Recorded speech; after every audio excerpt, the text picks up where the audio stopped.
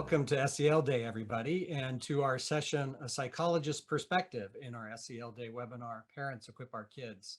This is a great day for SEL. For folks who are just joining us, I am Matthew Spohr. I'm the Director of Marketing at nonprofit Equip Our Kids. We advocate for SEL, or social emotional learning, in schools and homes.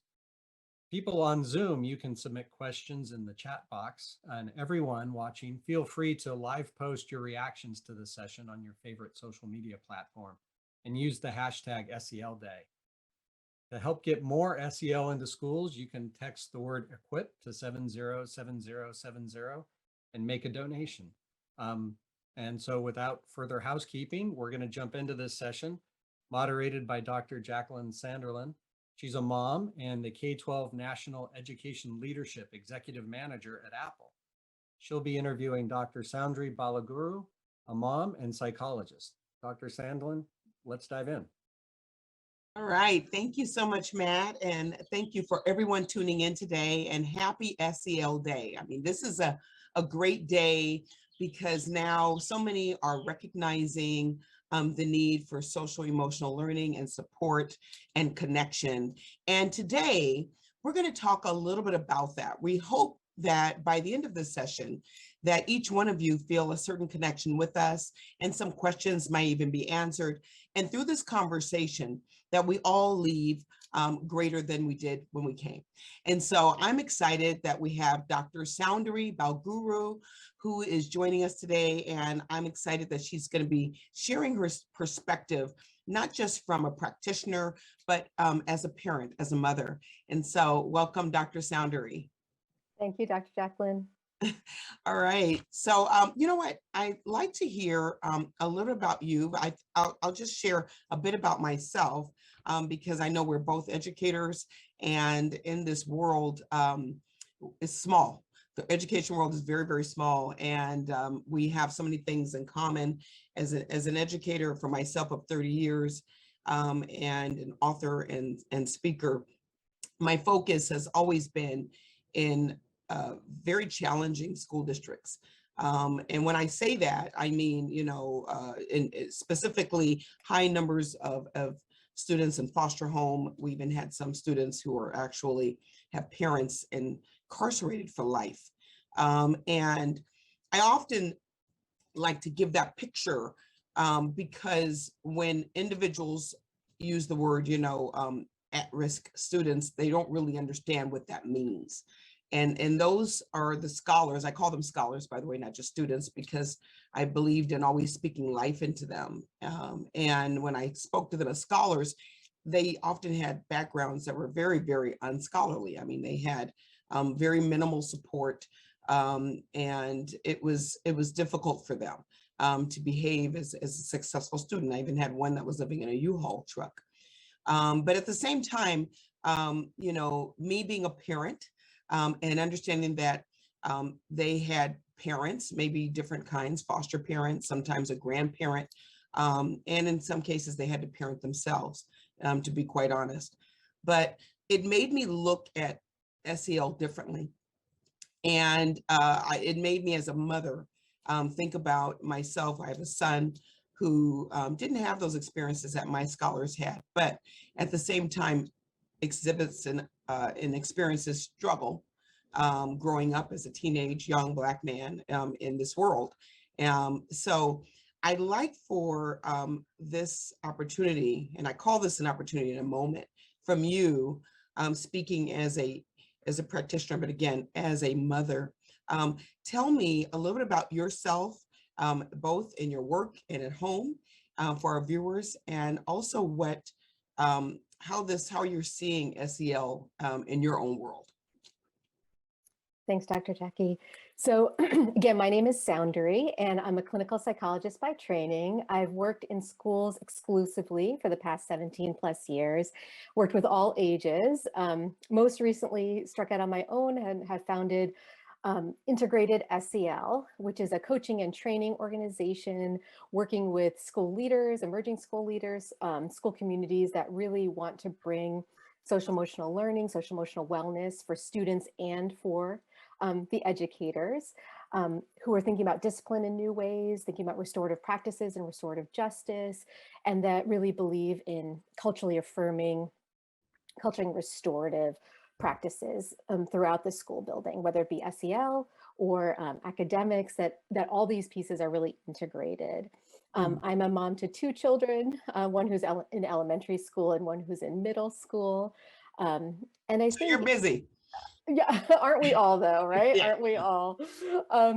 So thinking about, SEL, I think about kind of my multiple identities and the multiple hats I wear as a mom, as an educator, but also sometimes we get lost in those other identities and just thinking about myself as an individual, right? And thinking about how SEL has impacted me and the ways in which I've learned and grown and become, someone who can model these things in my home or help facilitate and model these things in a school setting, that it really starts with us and thinking about, when we think about what does SEL mean to me, it's really about examining and self-reflecting what do feelings mean to me? What was I taught about feelings? What was I taught about the expression of feelings, whether it be by my family or by the community?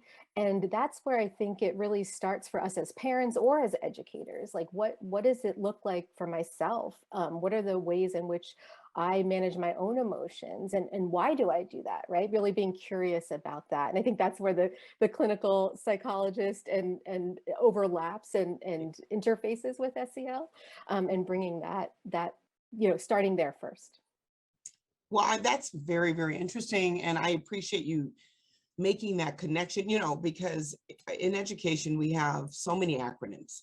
And SEL is now one of those new ones. And whenever something new comes up, we say it, but it oftentimes diminishes what that really means, social, emotional learning. And for you to just say that it starts with you and in dealing with your own emotions. So I'm going to go there because as a parent, we have many emotions that happen every day. And for those listening and watching today are wondering, how do you handle your emotions? Yeah, I mean, I think, it's not, there's never an end in sight, right? In terms of like managing feelings and navigating the struggles that come up or the challenges that come up in parenting every day. And I think, one piece is just engaging in the skills and copings that social emotional learning brings to the forefront as a family, right? And so one curriculum that both my children's school uses and that I used as an educator is the Toolbox SEL curriculum. And their quotes about the curriculum that it's simple but not easy, right? So that we know that we need to take a deep breath. We know we need to pause before we react to something that our child brings to us that might be challenging. But to do it in the moment is really the challenge. We might know intellectually that that's a good way to go. And so really pausing and maybe engaging in some of these as a family. And so, instead of, no one wants to be told, calm down when they're upset about something, least of all a child, like take a deep breath, right? Like in that in some ways can feel invalidating. Like, no, you're angry or upset for a reason. Like, let's start there and say, yeah, you know what?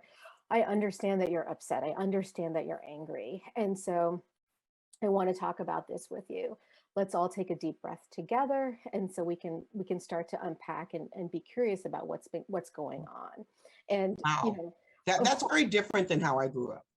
Yes, yeah, very Yeah. much so, very much so for me as well. And Right. thinking about and am I always successful with that? Of course not, right? Like we're, my Oh, good. colleague I'm and glad I, I'm not the only one. no, of course not, right? My Yeah. colleague and I would joke, aren't we supposed to be directors of SEL? Like, and our kids would be like, Right. Mom, aren't you, isn't this something you do for work? And so this is Aren't they good for that? absolutely, they They're are good for that. So, but keeping us how do honest. you, this is such an important, I think, such an important point. I love that you said, because that was a huge aha moment for me to first of all, acknowledge the emotion. And you're almost giving a permission to have the emotion. Mhm. I know when I was a child, you were never given permission to have that emotion. I remember my mother and my grandmother saying, do not let a tear come out. Don't do it. I better not see that. And you're saying quite the opposite, that you need to acknowledge it and even unpack it. And I think it is hard because thinking about the understanding why maybe my family approached it in the way they did too, right? And thinking about what does it take for, my parents are immigrants, what does it take to be economically successful in America, right? And what are the lessons they were trying to instill in me so that I could also be successful. So like having that empathy, and again, like the SEL lens of empathy and understanding others' perspectives, Mhm. that allows us to externalize some of these experiences, in both, what were the positives that I can take away from that, and what are the ways in which, I'm in a different situation now, my children are in a different situation now, and how can I promote their social emotional wellness in Mm. different ways that helps them in this new way of being in Right, 2022, right? That may not have been true for my parents when they were navigating right. society. Well, we certainly know a lot more now than we have years ago. And I know that, and I love how you said social emotional wellness. And I think that that's important to remember that it is about complete wellness and wholeness and full integrity. And I know also SEL really has some of the components are talking about student agency and the ability to have individual contribution, and basically hearing their voices and letting them. How important do you think it is to listen to our students, our children, as parents? I mean, I think it's extremely important. I think what's hard about it can be managing how we're feeling as they're speaking, right?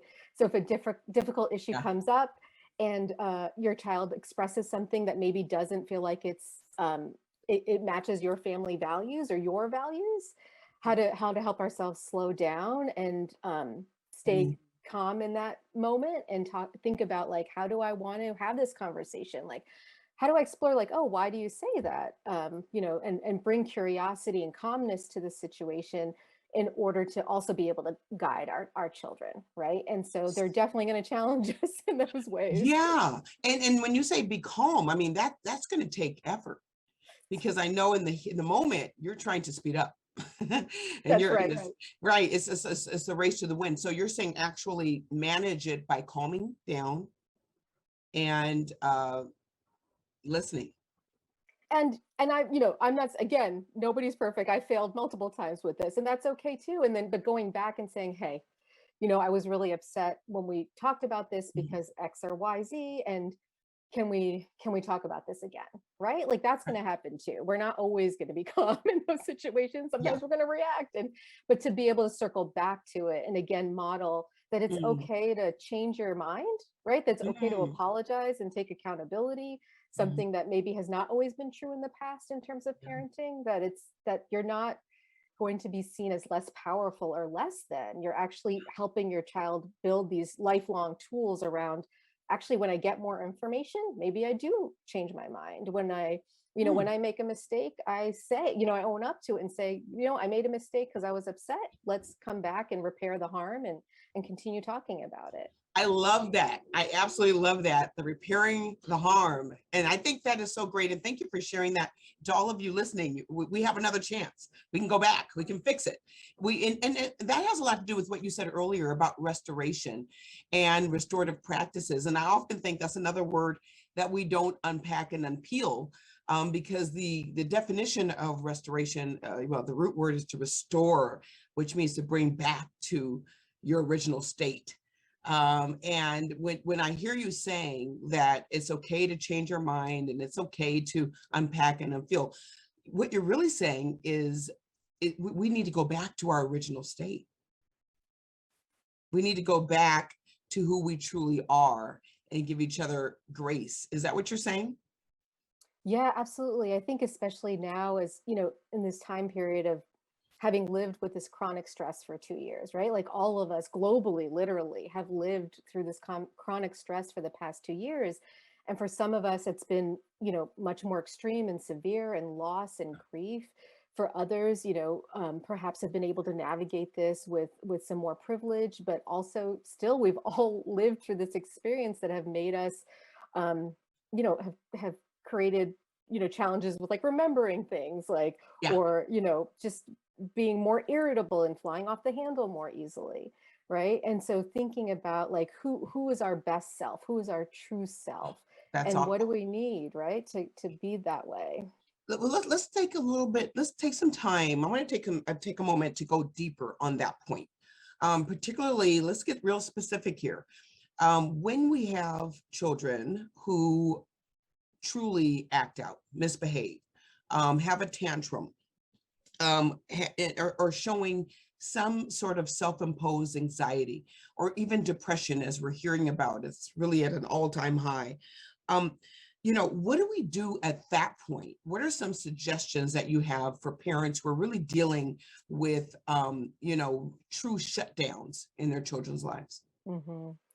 Yeah, I think that there is questions, and it's not black or white, right? It's not this clear demarcation between what is social emotional wellness, what's mental health, when are these challenges that I'm seeing, or when are these like you said, breakdowns or temper tantrums, when have they crossed the line into this is no longer something that I can support my child with on my own, right? And that's okay. Like sometimes this is something that parent needs to seek a psychologist or a social worker or a clinician, a counselor's help for, and that's okay. It's not because we haven't done our jobs as parents. It's because this is a specific challenge, and in this moment in time, it's a perfect storm of things that have come together, and it is okay to go seek an outsider's help who can give us that third party perspective.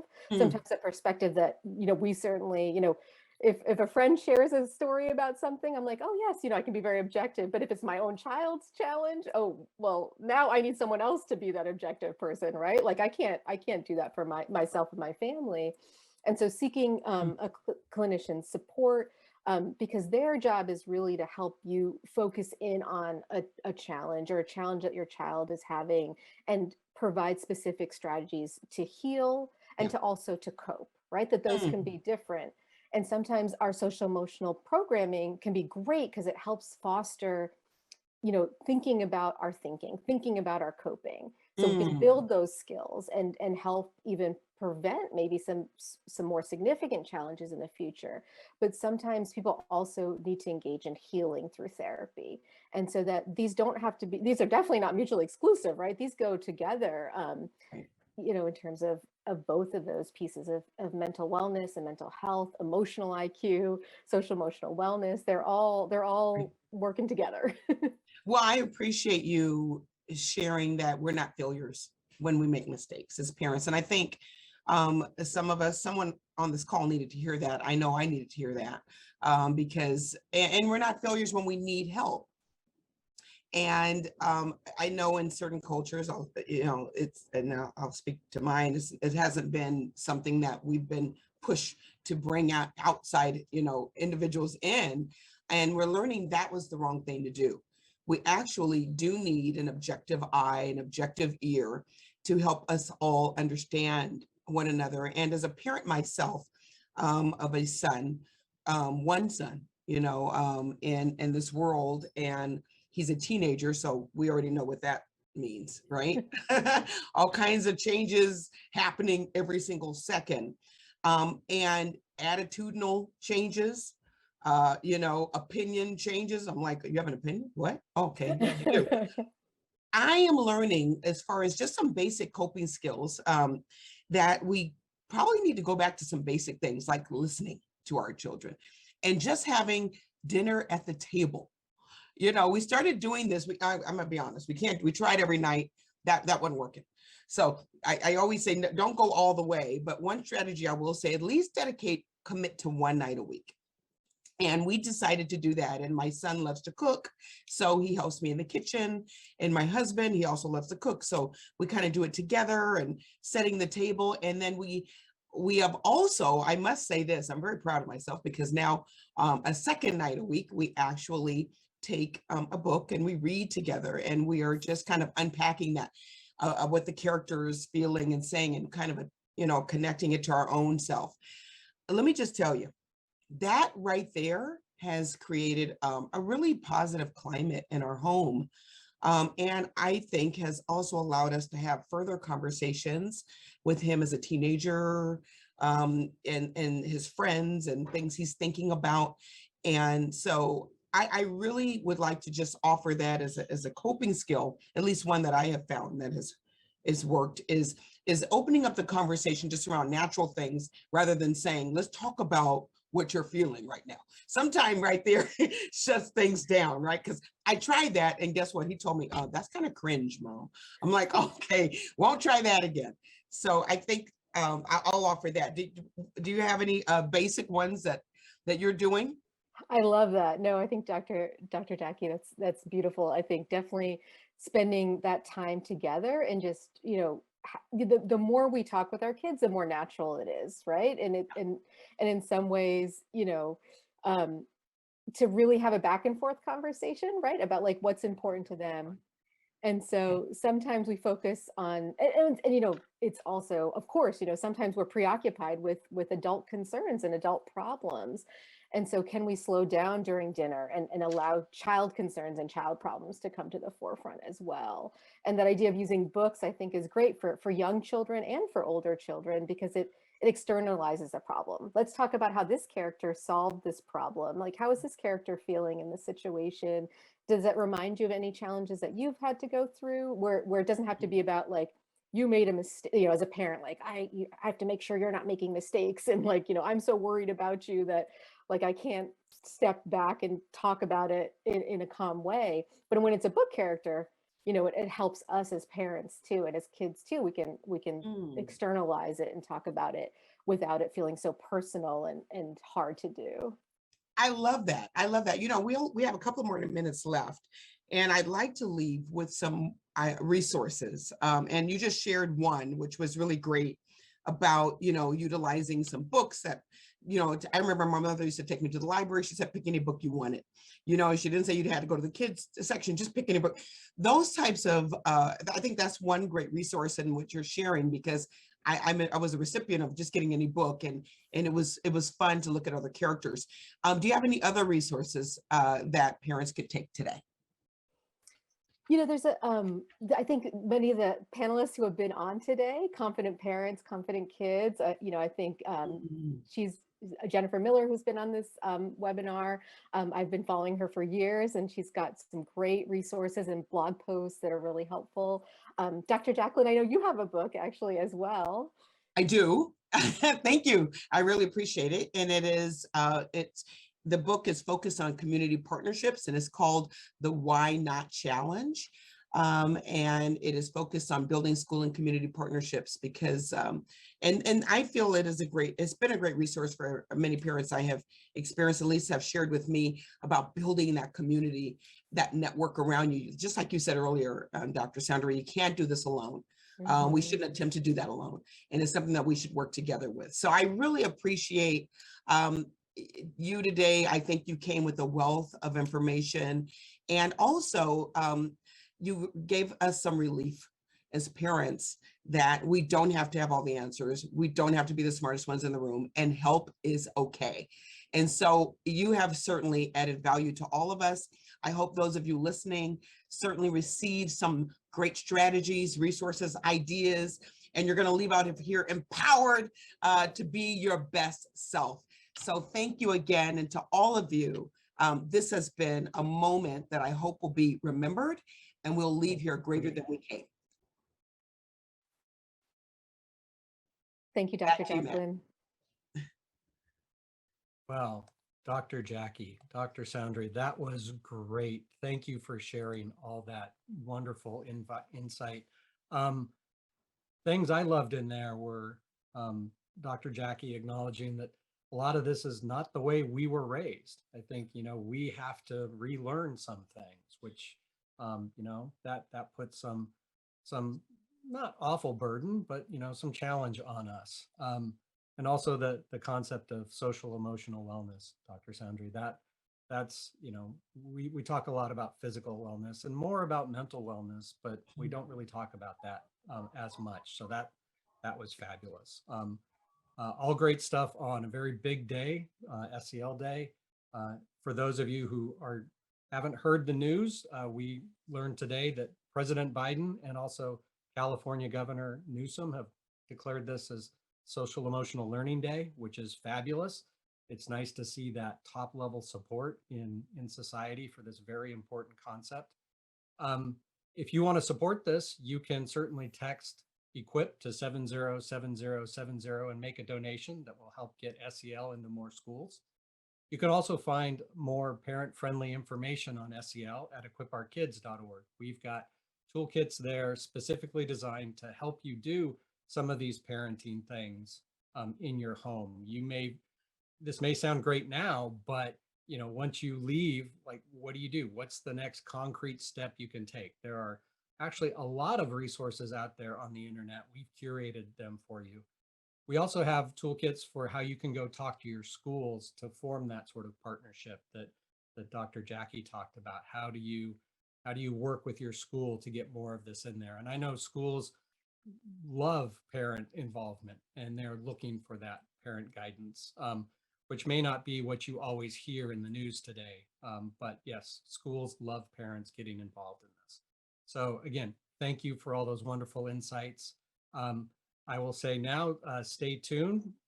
In a few minutes, we will be back with our next segment on parent coaching. And we are, hang on, I think I've got a note here. Well, okay, it looks like we have time for one more question. So I guess coming back to that notion of this is not the way we were raised, that gets to how can a parent feel comfortable growing? Because that's what it's really going to take, right? How do you help them feel like it's okay to grow? One thought on that, people often say, well, I turned out fine, right? Well, I turned out fine. And sometimes I ask around, like, well, but what was the journey there, right? Like, how did that journey look? And I think that's true in schooling too. Like, well, I graduated and I'm successful, but what was the journey through schooling looking like? And so is that something that we can also center, that we want to maintain our relationships with our kids, that we want our kids to have positive relationships with their educators, and that the way we get to the end is as important as the end result. And so thinking about as a parent, right? Like there are, my parents gave me so much, right? Like I'm filled with gratitude for them. And there are also ways in which they raised me because that was necessary for them as they were growing up, or for the situation they were in that moment in time. And so we can also say, what's different about the world today? Quite a bit. And so what are the lessons that I want to pass on from my own upbringing? And what are the ways in which the world is different in ways, that my parents would say too, like, yeah, kids have different opportunities or different privileges now.